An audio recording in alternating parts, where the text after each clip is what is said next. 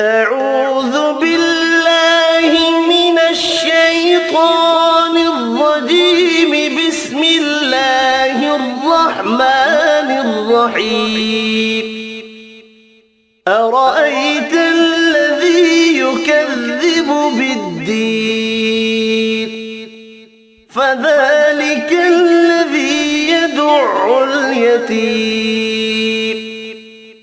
ولا يحض على طعام المسكين فويل للمصلين